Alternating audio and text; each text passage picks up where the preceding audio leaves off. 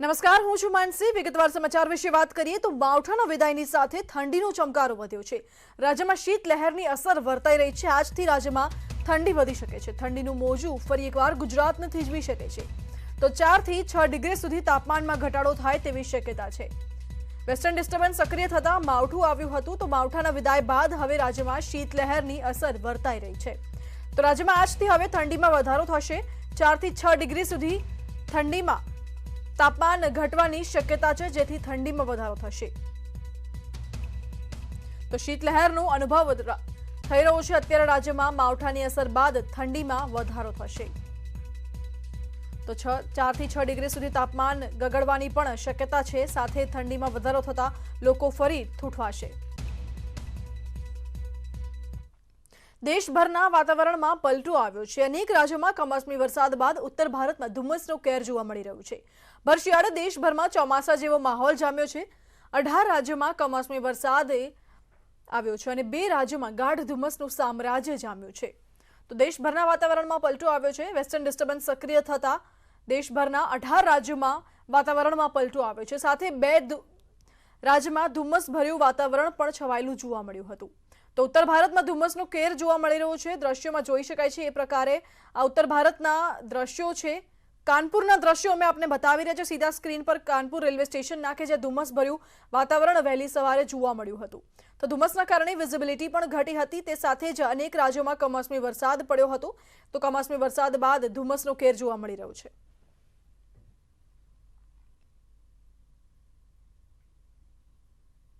ઉત્તર ભારતના પહાડી વિસ્તારોમાં બરફવર્ષા થઈ હતી। જમ્મુ કાશ્મીરમાં બરફવર્ષા થઈ, તો રામબાણમાં ભારે બરફવર્ષા થઈ છે। બરફવર્ષાના કારણે ઠંડી વધવાની પણ શક્યતા છે। તો બરફવર્ષાના કારણે ઠંડી વધી શકે છે। જમ્મુ કાશ્મીરમાં ભારે બરફવર્ષા થઈ છે। ઉત્તર ભારતના જે પહાડી વિસ્તારો છે તેમાં પણ બરફવર્ષા થઈ છે। રામબાણમાં પણ ભારે બરફવર્ષા થઈ છે। તો સફેદ ચાદર પાથરાયેલી હોય તેવું દ્રશ્યોમાં સીધું દેખાઈ રહ્યું છે। જમ્મુ કાશ્મીરના આ દ્રશ્યો છે। ભારે બરફવર્ષામાં આખું કાશ્મીર લપેટાઈ ગયું હોય તેવું લાગી રહ્યું છે। તો રામબાણમાં પણ ભારે બરફવર્ષા થઈ હતી।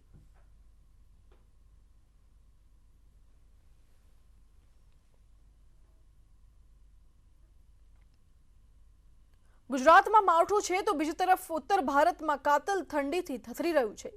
જમ્મુ કાશ્મીરના ડોડામાં ભારે બરફવર્ષા થઈ છે, જેના કારણે તાપમાનમાં ઘટાડો થયો। પર્વતીય વિસ્તારમાં બરફવર્ષા અને મેદાની વિસ્તારમાં વરસાદથી ઠંડીમાં જોરદાર વધારો થયો છે। માત્ર જમ્મુ કાશ્મીર જ નહીં, પરંતુ ઉત્તરાખંડ, હિમાચલ પ્રદેશમાં પણ બરફવર્ષાને કારણે ઠંડીમાં વધારો થયો છે, જેણે સ્થાનિકોની મુશ્કેલી વધારી છે। જો કે પર્યટકોને ખુશનુમા વાતાવરણ મળતા ખુશીની લહેર છવાઈ છે। बारिश शुरू हुई थी तो डोडा टाउन में हमने बहुत ही कम लोगों को देखा था। लोगों का ये है कि लोग प्रेफर करते हैं आज अंदर ही बैठना, घरों में ही बुखारियाँ वगैरह ये इंतज़ाम करते हैं और बच्चों को अंदर रखते हैं, क्योंकि ठंड बहुत ज़्यादा है। पहाड़ों पर बहुत ज़्यादा बर्फ़ पड़ी है और प्लेन्स में जो है बारिश लगातार लगी है। तो आगे पीछे जो हमने 10-15 साल से हम देख रहे हैं, तो इस मौसम में इतनी ठंड नहीं होती थी। आज पहली बार जो है जनवरी के इस दूसरा जो फोर्टनाइट शुरू हुआ है, तो इसमें बहुत ज़बरदस्त ठंड पड़ी रही है। 2 दिन से काफ़ी बारिश यहाँ पे डोडा में जो है लग रही है कंटिन्यू। कल इतनी ठंड नहीं थी, आज ज़्यादा ठंड है, काफ़ी ठंड है। तो सुबह से हम घर में ही थे, तो हमने कांगड़ी शगड़ी वगैरह जो भी थे वो हम जला रहे थे, बस उसी से तो थोड़ा गर्म रह रहे थे। लेकिन अगर बाहर निकलो तो काफ़ी ठंड है, बहुत ठंड है। तो मुझे लग रहा था कि शाम तक बर्फ़ मत आ जाए।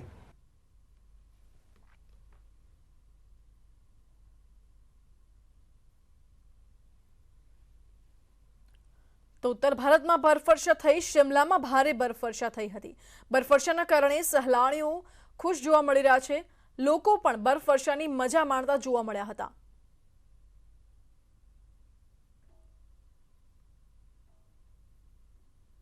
दिल्ली से हैं सब, बस अभी थोड़ी देर पहले ही स्नोफॉल हुई थी यहाँ। This was our first time we have seen the snowfall. कैसा लगा आपको पहले? बहुत अच्छा लगा, बहुत अच्छा लगा। Instead of we having so much of corona, तब भी अच्छा लगा। आज जैसे हम पहुंचे और यहाँ पे स्नोफॉल होनी स्टार्ट हो गई, ब्रेक पड़नी शुरू हो गई, तो it was like a heaven. बहुत ही अच्छा लगा, क्योंकि एक सरप्राइज से कम नहीं था।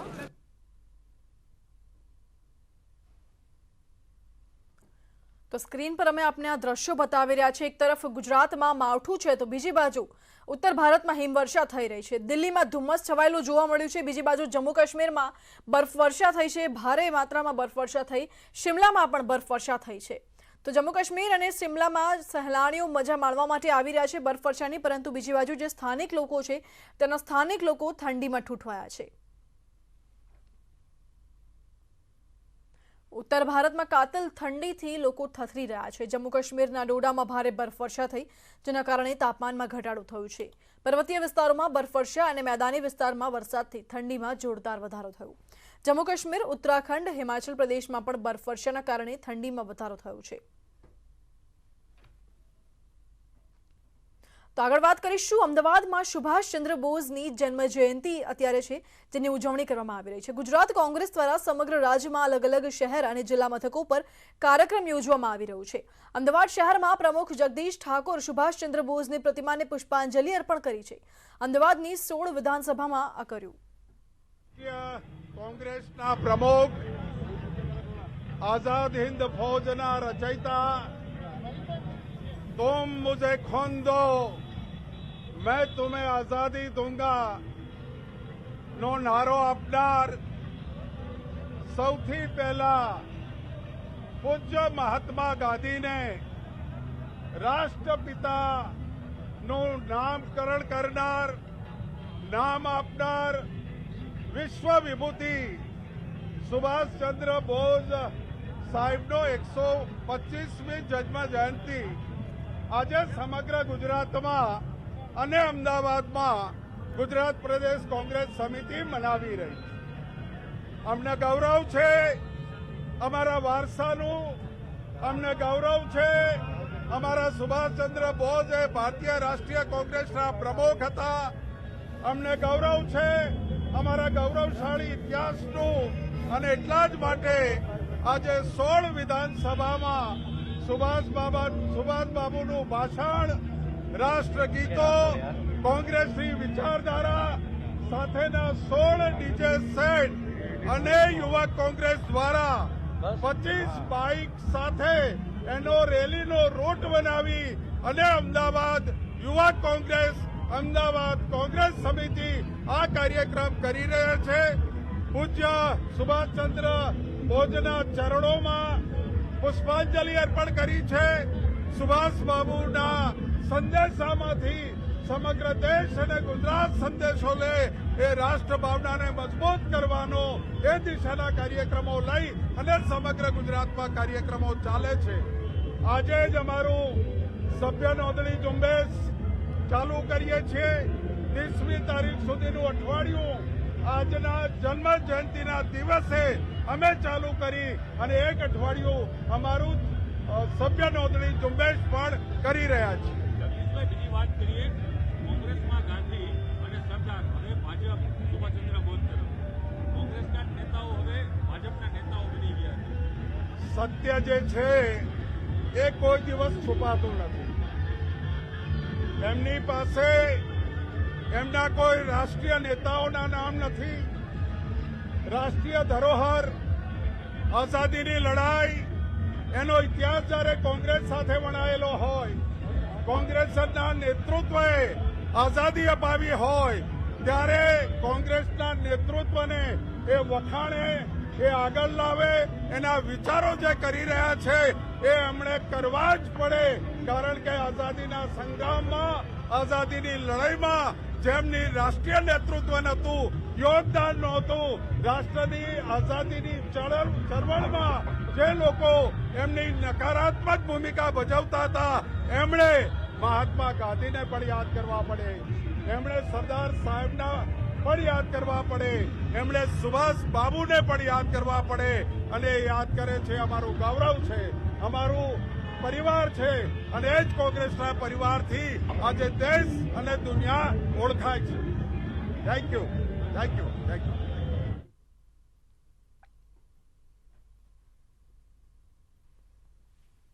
તો સુભાષચંદ્ર બોઝની આજે જન્મ જયંતિ છે, જેથી કોંગ્રેસના વિવિધ કાર્યક્રમ યોજવામાં આવશે. હવે જગદીશ ઠાકોરે જાહેરાત કરી છે કે હવેથી કોંગ્રેસ સુભાષચંદ્ર બોઝની ઉજવણી એક અઠવાડિયા સુધી કરશે. કોંગ્રેસે વિવિધ કાર્યક્રમો પણ પ્લાન કરી રાખ્યા છે આ અઠવાડિયા માટે, અને આજથી આ કાર્યક્રમોની શરૂઆત થશે. તો સુભાષચંદ્ર બોઝની આજે જન્મ જયંતિ છે, તેને લઈને જગદીશ ઠાકોરે નેતાજીની પ્રતિમાને પુષ્પાંજલિ પણ અર્પણ કરી છે. તો બીજી બાજુ વાત કરવામાં આવે તો હવે પ્રજાસત્તાક દિવસ નજીક આવી રહ્યો છે. દર વર્ષે જ્યારે પ્રજાસત્તાક દિવસની ઉજવણીની શરૂઆત 23 જાન્યુઆરી થાય છે, તેની જગ્યાએ હવે એક દિવસ વહેલી થશે, કારણ કે સુભાષચંદ્ર બોઝની જન્મજયંતિ છે ત્યારથી જ પ્રજાસત્તાક દિનની ઉજવણીની શરૂઆત થઈ જશે. તો આ બાબતે આજે સુભાષચંદ્ર બોઝની જન્મજયંતિ છે તે બાબતે કોંગ્રેસ પ્રમુખ જગદીશ ઠાકોરે પણ નિવેદન આપ્યું છે. તેમણે કહ્યું છે કે કોંગ્રેસ હવે વિવિધ કાર્યક્રમો પ્લાન કરશે. જગદીશ ઠાકોરે નેતાજીની પ્રતિમાને પુષ્પાંજલિ પણ અર્પણ કરી છે.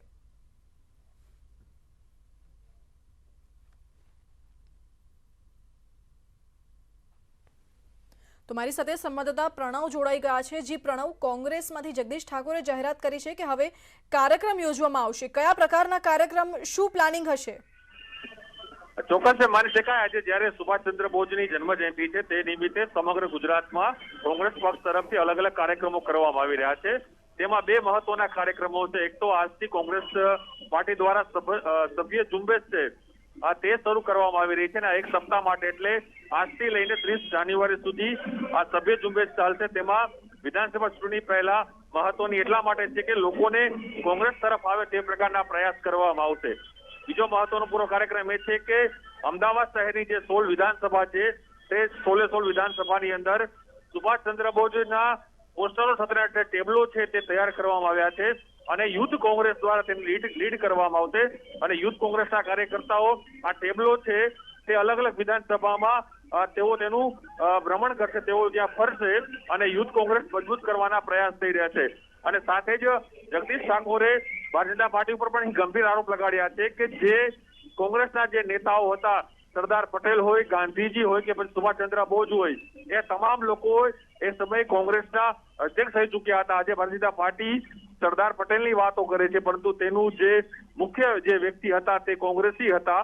એ જ રીતે ગાંધીજી છે, અને તેને લઈને જે રાજનીતિ થઈ રહી છે ત્યારે કોંગ્રેસે ભાજપ ઉપર પણ અહીં પ્રહાર કરવાનું ચૂક્યા ન હતા, અને તેઓને કોંગ્રેસના જે પ્રદેશ પ્રમુખે નિવેદન આપ્યું હતું કે અમને ગર્વ છે કે અમારા જે નેતાઓ છે તેને આજે ભારતીય જનતા પાર્ટી જે સરકાર છે તેને સ્વીકૃત કરી રહી છે, તે તેના માટે ગૌરવની વાત છે. પરંતુ ચોક્કસ એ મનાય કે કોંગ્રેસ પાર્ટીએ હવે તબક્કાવાર વિધાનસભા ચૂંટણીની તૈયારીઓના ભાગરૂપે અલગ અલગ કાર્યક્રમોની શરૂઆત કરી દીધી છે. જી પ્રણવ, આભાર આપનો. તો કોંગ્રેસ વધુ ને વધુ યુવાઓને પોતાની સાથે જોડવા માંગે છે, અને વિધાનસભાની ચૂંટણીની તૈયારીના ભાગરૂપે આ કાર્યક્રમ યોજવામાં આવી રહ્યું છે. મેઘરજના રેલાવાડા નજીક યુવકનું શંકાસ્પદ રીતે મોત નીપજ્યું હતું. ગરનાર નજીકથી ગેડ ગામના યુવકનો મૃતદેહ મળી આવ્યો હતો. યુવકની હત્યા કરાઈ હોવાનો પરિવારજનોનો આરોપ છે. પોલીસની કામગીરી સામે પણ પરિવારે અનેક સવાલો ઉઠાવ્યા છે. તો યુવકની હત્યા થઈ હોવાનો પરિવારજનનો આક્ષેપ છે. શંકાસ્પદ હાલતમાં આ યુવકનો મૃતદેહ મળી આવ્યો હતો. હવે આ હત્યા છે કે આત્મહત્યા તે અંગે તપાસ ચાલી રહી છે, પરંતુ પરિવારજનોને પોલીસની કામગીરી ઉપર પણ સવાલ ઉઠી રહ્યા છે. તો મેઘરજના રેલાવાડા નજીકની આ ઘટના છે. શંકાસ્પદ રીતે યુવકનું મોત નીપજતા ગામના લોકો ઘટના સ્થળે એકત્રિત થઈ ગયા હતા. જો તમે રાત્રિ દરમિયાન એકલા બહાર નીકળતા હોવ તો સાવધાન થઈ જજો. અમદાવાદના મણિનગરમાં ઝઘડિયા બ્રિજ પરથી 2 દિવસ પહેલા તીક્ષ્ણ હથિયારની અણીએ લૂંટ ચલાવવામાં આવી હતી. ઝઘડિયા બ્રિજ પરથી એક વ્યક્તિ નોકરી પૂરી કરી ઘરે પરત ફરી રહ્યો હતો ત્યારે આ બનાવ બન્યો. પોલીસે ગણતરીના કલાકોમાં જ ફરાર આરોપી જીતેન્દ્રસિંહ ઝાલા અને શ્યામ ઉર્ફે શૂટર રાદડિયાની સીસીટીવી અને બાતમીના આધારે ધરપકડ કરી છે. પોલીસ તપાસમાં સામે આવ્યું છે કે શ્યામ ઉર્ફે શૂટર 4 મહિનાથી સરદારનગર વિસ્તારમાં મારામારીના ગુનામાં પણ ફરાર હતો. મણિનગર પોલીસે આ બંને આરોપીઓ પાસેથી લૂંટનો સામાન કબજે કરી કાયદેસરની કાર્યવાહી હાથ ધરી છે. પોતાની ટીમ સાથે રેલવે ક્રોસિંગ મણિનગર ખાતે વોચ ગોઠવેલ. તે દરમિયાન બાતમી આધારે સદરી આરોપીઓ જય હિન્દ 4 રસ્તા તરફથી ખોખરા તરફ રેલવે ક્રોસિંગ થઈ જવાના હોય, જેની વોચમાં રહેતા સદરી વર્ણનવાળા ફરિયાદીએ જણાવેલ વર્ણનવાળા આરોપીઓ દૂરથી જોતા સદરી આરોપીઓને પોલીસે ઝડપી લીધેલ અને આગળની કાર્યવાહી અટક કરી આગળની કાર્યવાહી શરૂ કરેલ છે। તો આ સાથે હાલ સમાચારમાં રોકાઈશું એક બ્રેક માટે।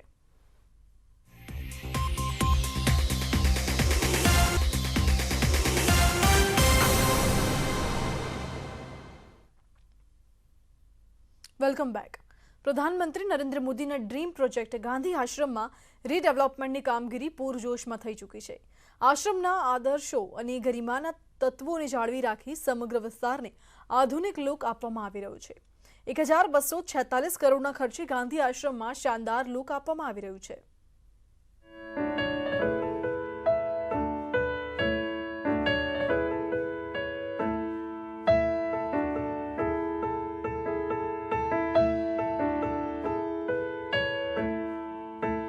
સાબરમતી આશ્રમ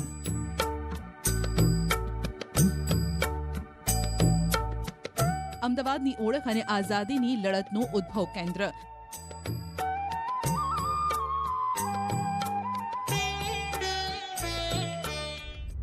જેનું 57 એકર વિસ્તારમાં થઈ રહ્યું છે રીડેવલપમેન્ટ।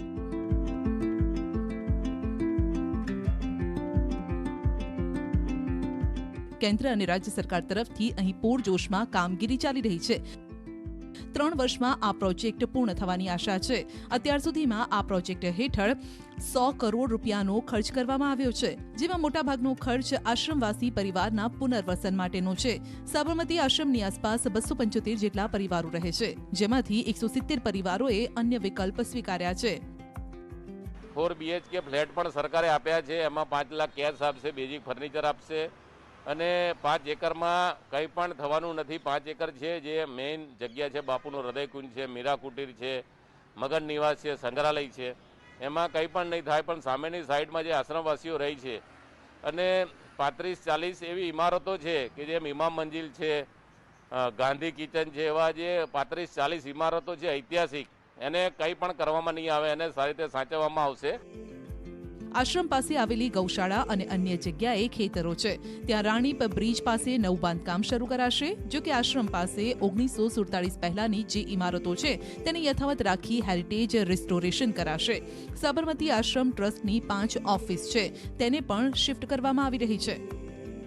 225 કરોડનું ટેન્ડર પાસ થઈ ચૂક્યું છે અને કામગીરી જે શરૂ થશે ત્યાં 5 જેટલા જે જૂના આશ્રમો હતા, જે ટ્રસ્ટો હતા આશ્રમના, તેને ત્યાં ફેરવવામાં આવશે। સૌથી પહેલા પુરાણની પ્રક્રિયા શરૂ કરવામાં આવશે અને ત્યારબાદ ટ્રસ્ટોને ત્યાં ફેરવવામાં આવશે। આશ્રમ રોડથી જે ખાનગી હોટેલ છે ત્યાં સુધીનો રોડ છે તે સદંતરે બંધ કરવામાં આવશે અને ત્યારબાદ તેને ડાયવર્ઝન આપવામાં આવશે। આ સમગ્ર પ્રોજેક્ટ અંતર્ગત આશ્રમને મૂળ સ્થિતિમાં જાળવી રાખી વર્લ્ડ ક્લાસ બનાવાશે। 5 મ્યુઝિયમ અને 1 અદ્યતન લાઇબ્રેરી બનશે। આશ્રમવાસીઓના મકાનને બનાવાશે હેરિટેજ પ્લેસ। આશ્રમના 300 જેટલા મકાનને હેરિટેજનું સ્થાન, સમગ્ર સંકુલને સાયલન્ટ ઝોન જાહેર કરાશે। હાલનો રસ્તો બંધ કરી ત્યાં વોકવે બનાવવામાં આવશે। આશ્રમને ડેવલપ કરવા માટે બિમલ પટેલને કામગીરી સોંપવામાં આવી છે। દિલ્હીમાં સેન્ટ્રલ વિસ્ટા અને વારાણસીના કાશી વિશ્વનાથ કોરિડોરના નવસર્જનની ડિઝાઇન બનાવી છે। સૂત્રોના મતે ગાંધીજીના અનુયાયીઓ અને ગાંધીવાદીની સલાહ સૂચન પ્રમાણે વિકાસ કાર્યો કરવામાં આવશે। અહીં કોઈ 5 સ્ટાર હોટલ નહીં બને। ગીતા મહેતા, ન્યૂઝ 18 ગુજરાતી, અમદાવાદ। કોરોનાના કેસમાં ઝડપથી વધારો થઈ રહ્યો છે અને કેસ પણ રોકેટ ગતિ વધી રહ્યા છે। ત્યારે ન્યૂઝ 18 ગુજરાતી તમામ લોકોને અપીલ કરે છે કે સાવચેત રહો, સુરક્ષિત રહો, કોરોનાની ગાઈડલાઇન્સનું પાલન કરીએ, ભીડવાળી જગ્યાએ જવાનું ટાળીએ। કોરોનાની આ લહેરને હળવાશથી લેવાની ભૂલ ન કરતા, કારણ કે કોરોનાના કેસમાં થતો વધારો ચિંતાનો વિષય છે। કોરોનાને હરાવવા રસીકરણ અને કોરોનાના નિયમોનું પણ પાલન કરવું ખાસ જરૂરી છે। તો આ સાથે અત્યારે સમાચારમાં બસ આટલું જ। નમસ્કાર।